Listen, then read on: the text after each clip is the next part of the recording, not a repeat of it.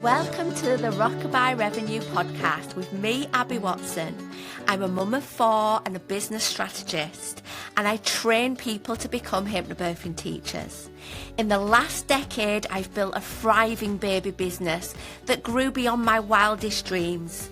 This podcast is for you if you run a business or dream of running a business in the birth and baby industry. You want to change lives whilst making more money. I'm talking about creating sustainable income whilst being present for the people that matter most. I believe for our baby businesses to have the impact we desire, we must be rewarded. On this podcast, expect me to share actionable strategies without the jargon.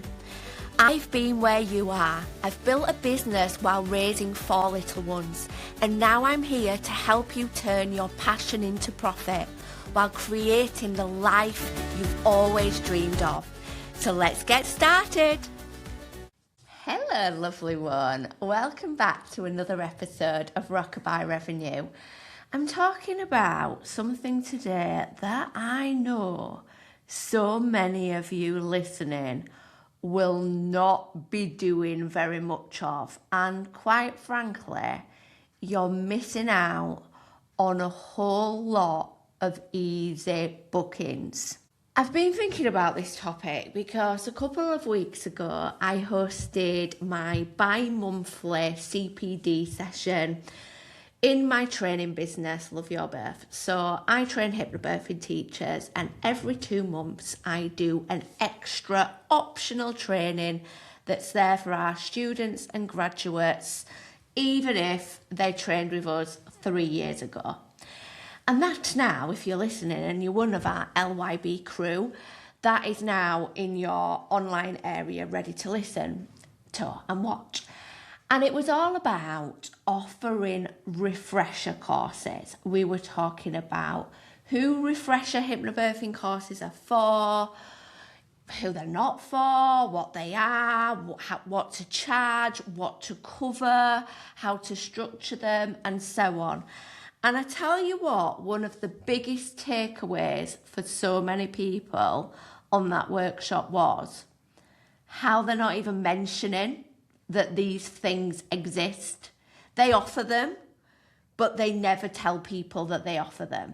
And we were talking about how, oh my gosh, that's such a big mistake, an easy one to make, but a big mistake and quite a costly mistake, because offering something to people that have already worked with you before, have already experienced your services, well, it's an easy win.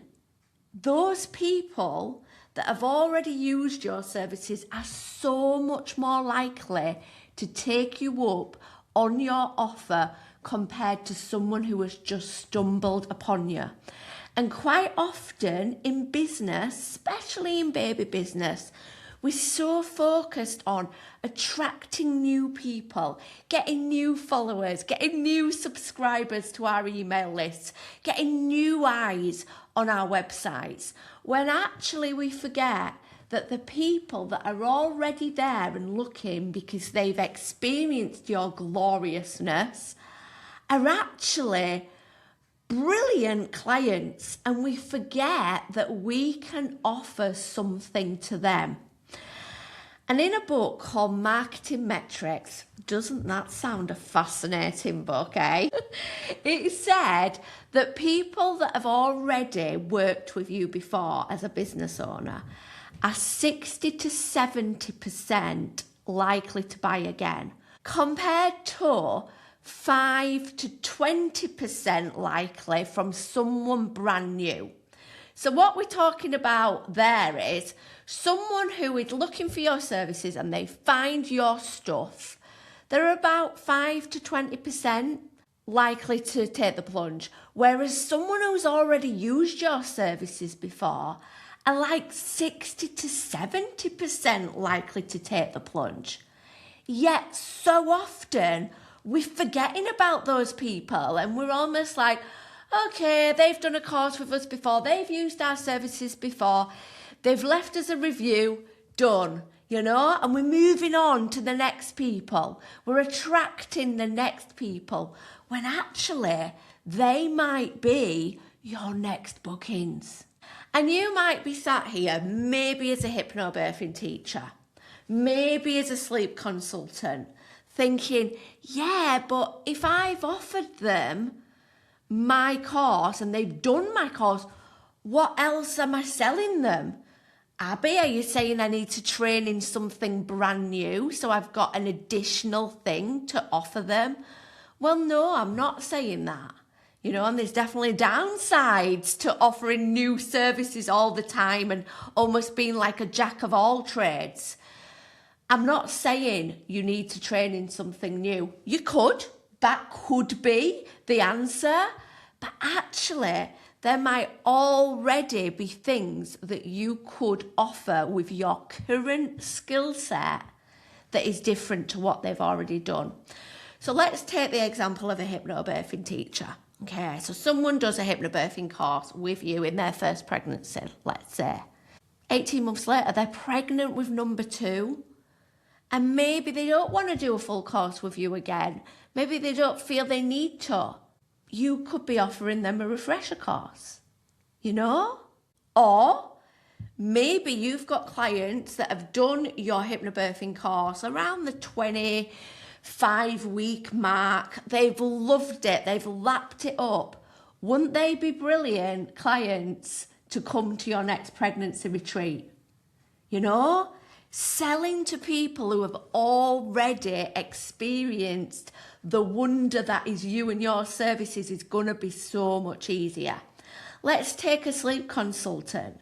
So someone might have worked with you, a year ago with their baby. They were struggling to get their baby, to sleep at all. Maybe that's a bit of an exaggeration. Is that just me? That was just me with Betsy. Literally, it felt like she slept never. And let's face it, she's nearly 7 and she's still in my bed. I don't know why I'm laughing. I'm laughing with tears streaming down my face. Anyway, so you're a sleep consultant. You've worked with somebody in, like that first year mark. Then their child gets into toddlerdom. Do they still have issues? Probably. Is there something that you could offer? Or maybe it's the next time they have a baby. Just because they've done some kind of sleep preparation training with you previously doesn't mean it's still there front of mind. What could you be offering? But maybe you already do offer that, When I offered this refresher training the other day, this CPD course about how to, teach refresher courses, so many people put their hand up and said, yeah, I offer this. I do offer it, but I never give it much thought. And I have not mentioned it in the last 6 months, So maybe you don't need to create anything new for these past clients. Maybe you've already got something, but maybe what you're going to take from today's podcast episode is that you need to be talking about that because you are literally missing out on these easiest of easy sales and these dreamiest of dreamy clients. Because how incredible is it to work again with someone you have loved working with? So let's think about this. Why do people avoid it? Why do people avoid reminding people they offer other stuff? Well, firstly, I know for some people, it's this worry about being salesy. It's this worry of that former client thinking, oh gosh, she's trying to sell me something new this time. Oh my goodness, lovely. They're not going to think that. They are not going to think that. They are going to think you are being helpful because you are. You are not being salesy. You are simply letting them know about something that could benefit them. You're not constantly every day sending them emails about all the different things you offer. You are thinking about something that actually is going to benefit them and you're mentioning it. It's as simple as that. So please let go of this idea that, it's being salesy, it's cringy.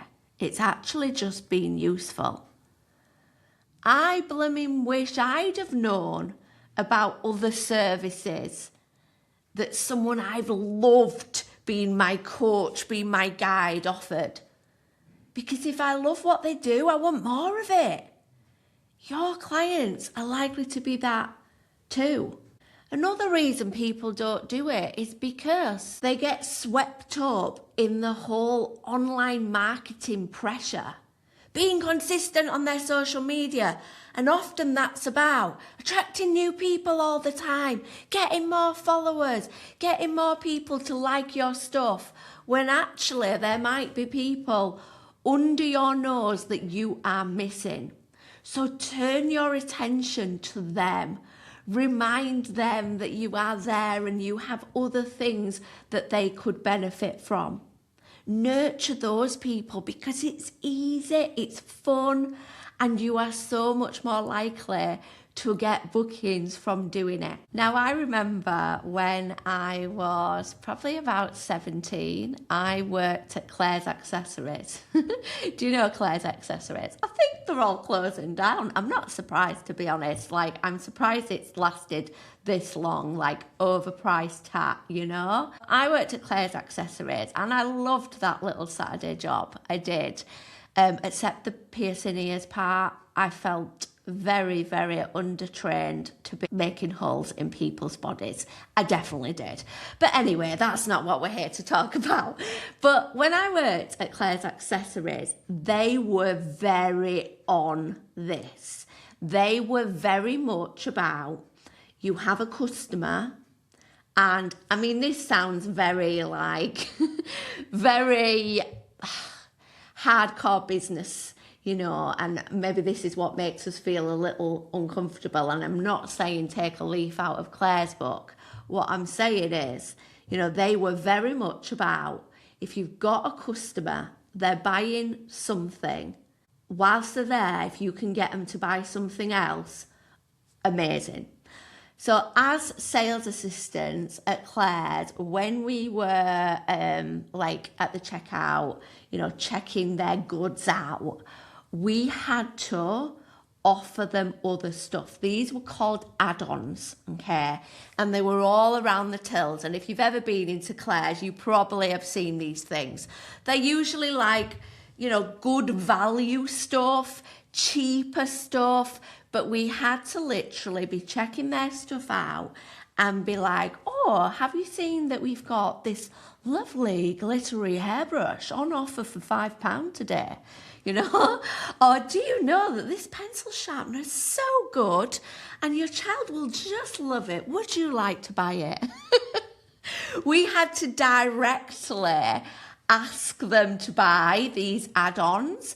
And do you know what was surprising? So many people did buy them, and definitely I felt a bit cringe, a bit salesy, but it almost became just like a script, and I knew I had to. It was part of my job. And if they bought one, I'd get to mark a little tally on my add-on score, and this was important work at Claire's. If you weren't selling add-ons, you were not going to be friends with your supervisor. She was not going to like you anymore. But what I'm saying here is this is absolutely an approach of the big businesses. The multi-million pound businesses know that if you've got one customer and they're purchasing one thing, if you can add to the amount of revenue you're gaining from that customer, amazing. You are going to massively impact your profit.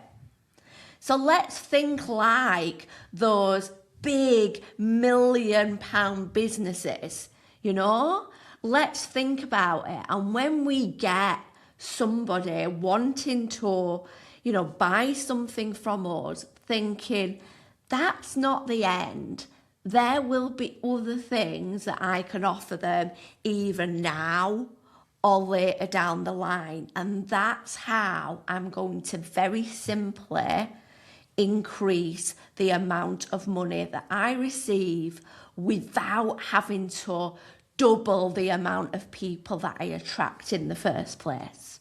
So, what would I like you to do on the back of this episode? Well, I'm one for saying I don't want you to just be listening to this podcast in your car, nodding along, being like, yep, feel super inspired.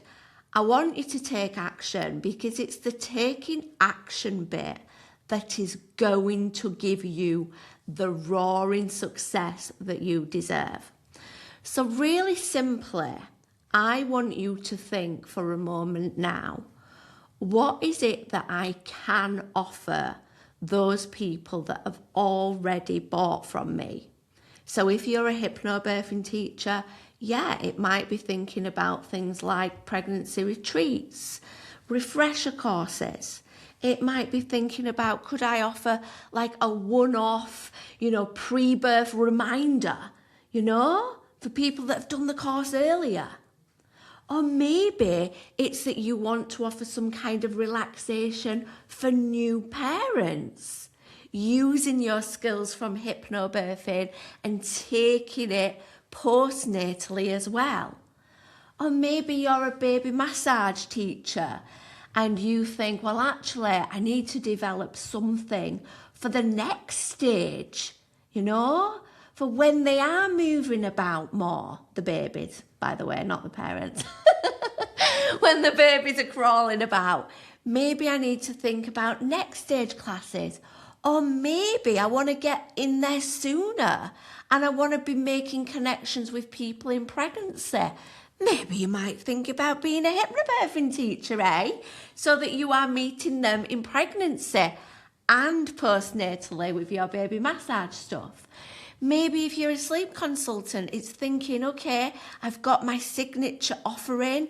What other things could I have that I'm offering so that it's helping my clients more? Because remember, this is what it's about. It's about serving our clients really well, but it's also about generating that additional revenue from that wonderful client that can benefit even more from other things that you offer. So first job, decide, what is it that I offer in addition? And then, as easy peasy as this, talk about it.